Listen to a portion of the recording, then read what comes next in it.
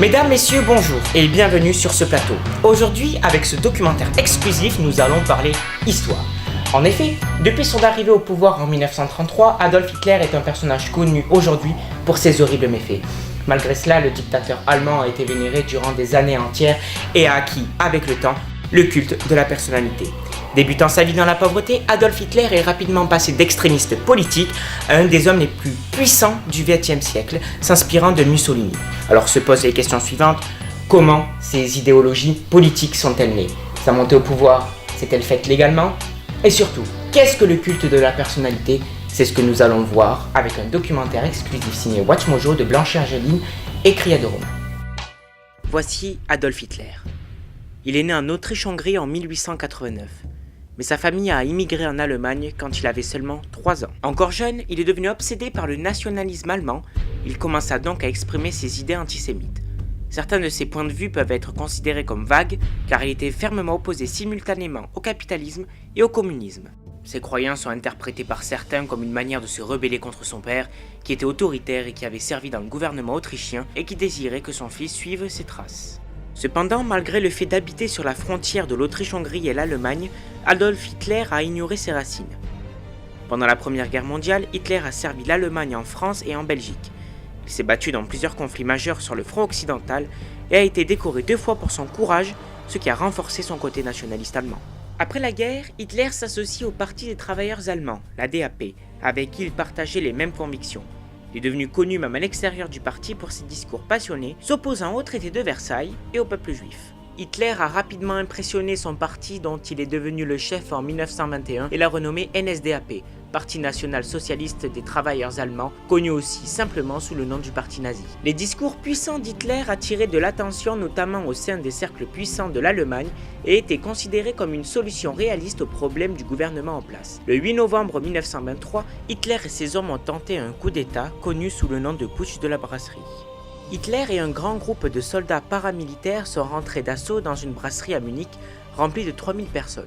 Le Führer avait alors annoncé qu'une révolution nationale avait débuté et que le gouvernement était tombé. La nuit qui suivit ne fut que confusion pour Hitler et ses hommes. Ce n'est que le lendemain matin que le Führer et ses compatriotes ont réalisé que leur coup d'État était voué à l'échec. Par la suite, Hitler fut rapidement capturé et accusé de haute trahison. Hitler fut seulement condamné à 11 mois de prison car il a bénéficié de l'adulation des officiers de police. Le tribunal et l'emprisonnement d'Hitler ont porté une attention nationale sur le parti nazi. Son discours de défense était rempli de sentiments nationalistes et sa popularité montait en flèche lors de son emprisonnement. Avant qu'il soit libéré, il écrit son livre infâme Mein Kampf, mon combat, dans lequel il annonce son programme politique. Hitler a également changé son point de vue sur la révolution car il a juré de tout faire dans les règles et de prendre le pouvoir légalement à travers le système de la République de Weimar et non pas par une révolution sanglante. En 1930, le parti nazi a vécu un tournant politique. À l'intérieur d'une seule élection, le parti est passé du 9e plus petit au 2e plus gros au Parlement. En 1932, Hitler s'est présenté comme un candidat à la présidentielle, malgré sa défaite devant Paul von Hindenburg. Il a été de plus en plus vu comme une alternative réaliste par la politique allemande.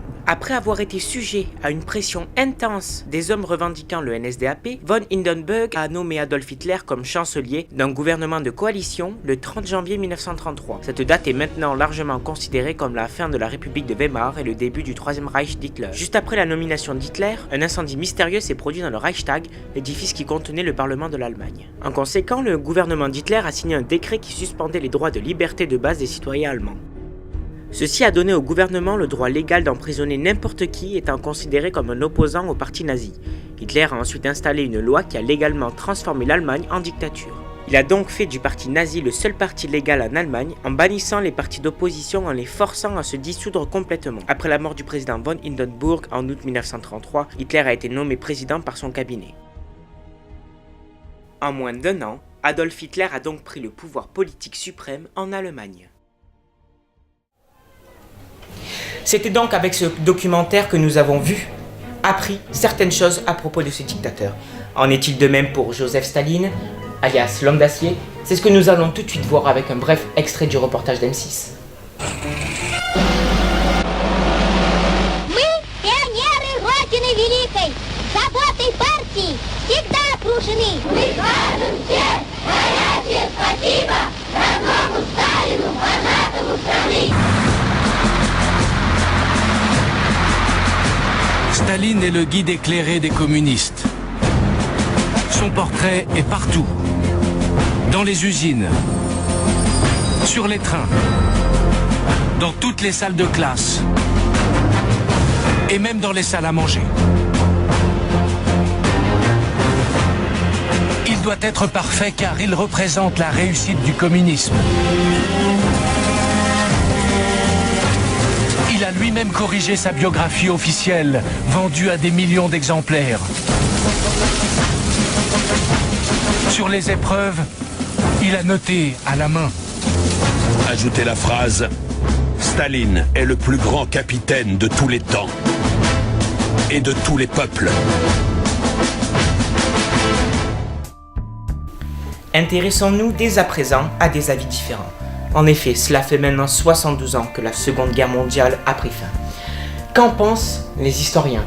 Qu'en pensent les professeurs? Peuvent-ils faire un rapprochement avec ce qui se passe aujourd'hui? C'est ce que nous allons découvrir maintenant. Regardez.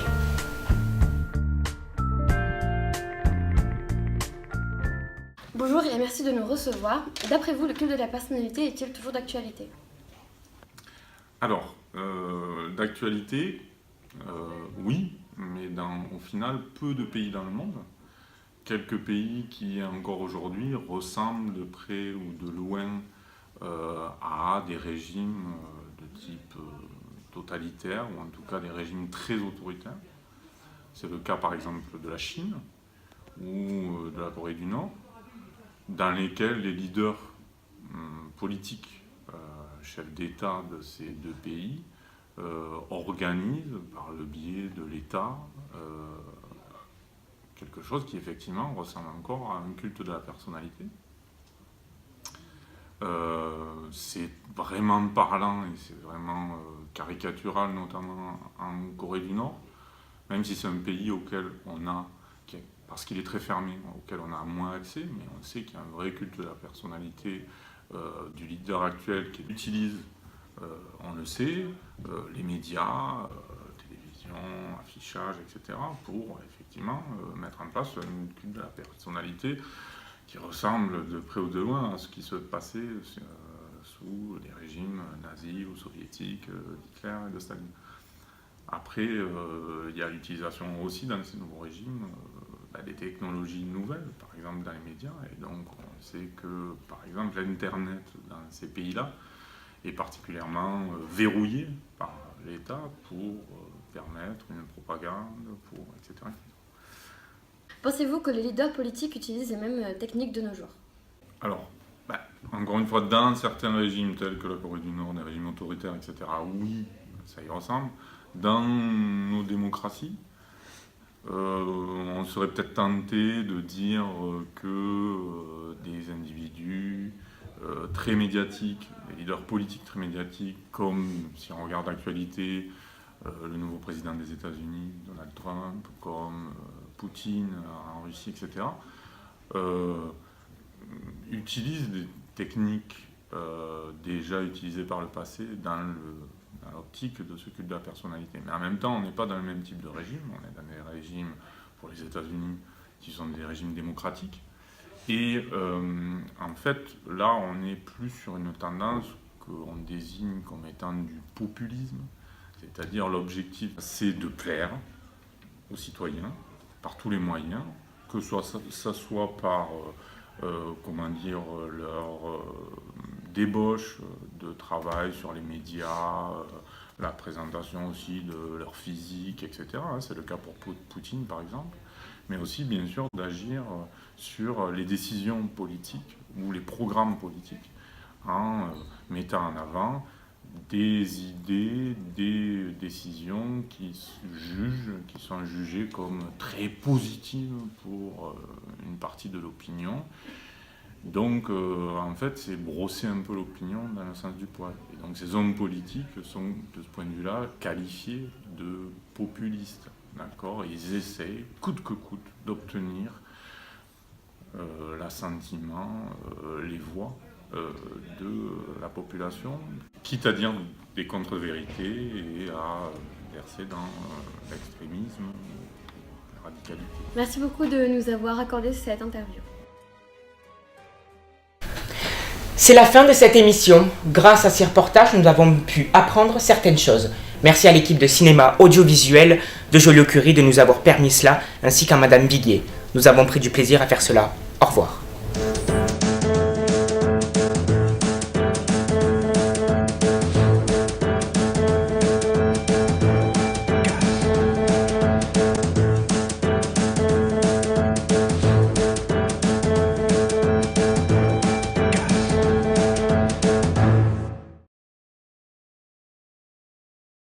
Le culte de la personnalité. Débutant sa vie dans la pauvreté. Mais c'est super dur, t'as vu tout ce qu'il a à lire. Ouais. Là, regardez, je vous fais... Je regarde qui? Elle, hein? Bah oui.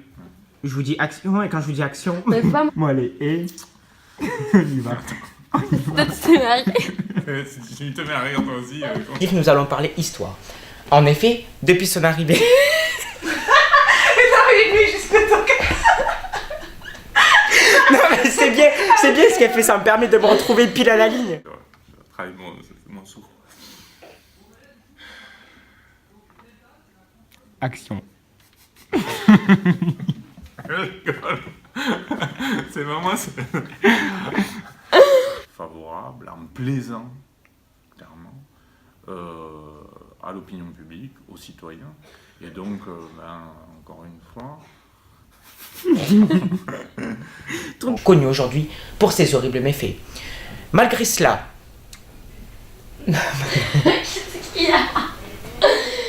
J'arrivais pas à suivre là. Les médias d'État, qui sont des médias d'État... Tu me dis quoi? C'est une question ça. Mais la Corée du Nord, dont le leader actuel, Kim Jong-un... Voilà, c'est ça. Désolé.